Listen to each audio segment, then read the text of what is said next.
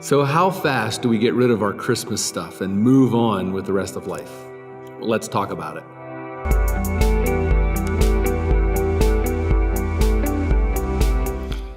One of the things that I've noticed that, we have all this build up to Christmas, but then as soon as Christmas ends, it seems like so many people are so quickly ready to move on. I see Christmas trees out on the street the day after Christmas.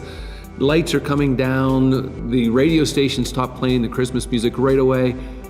Does that make sense? Or maybe should we think a little bit more about Christmas for a few days? Well, I know you're just watching this right after Christmas, so let's just spend just a few more moments. Let me just read a little bit more of the Christmas story so that we can think about it again. Let's hear just a little bit.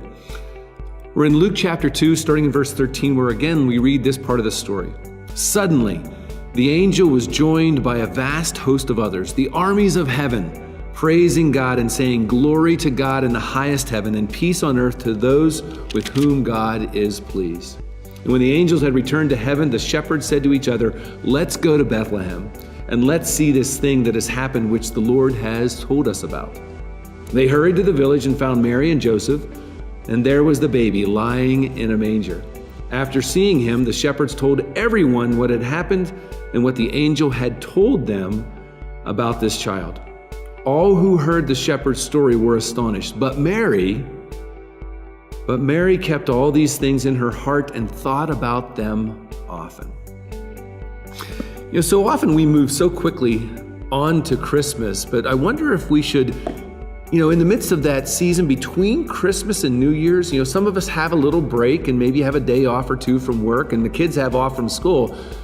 So maybe we should take a lesson from Mary. One of my favorite parts of the Christmas story is what Mary does after everything happens. Did you ever catch it? What does it say that Mary does there? It says in verse 19, "But Mary kept all of these things in her heart and thought about them often." A word that I like to think about there is the word ponder. I had a friend a while back who used that word a lot. He loved to ponder things, to really think deeply about these great mysteries of God.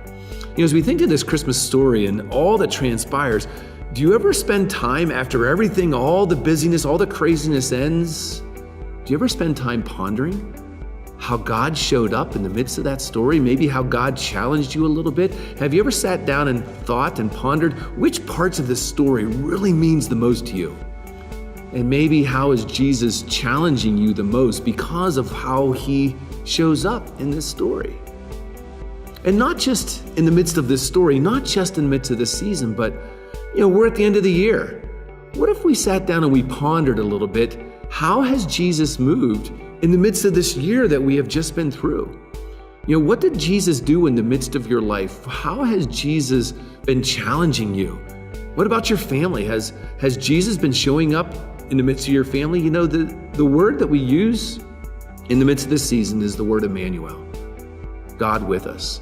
The presence of God showing up in so many ways in our lives. Has God shown up in your life? And have you really spent time pondering how blessed you have been with God's presence in your life? What about here at New Life? There's been a lot of changes at New Life in this past year. My family wasn't here a year ago at this time. And so I'd like to ponder, how has God shown up in so many ways throughout this year and especially in this season of Emmanuel? I know it's time to take down the decorations. It's time to get ready to move on to see what the new year will bring for us. But before we do, I challenge you, take a moment. Take a few moments, maybe by yourself or maybe with your life group if you're still meeting, or maybe with your family. Spend a few moments. Take a lesson from Mary. Think deeply about these things that God has done in our lives, and may you be blessed in the midst of them. Take some time, ponder, and be blessed. We'll see you next year.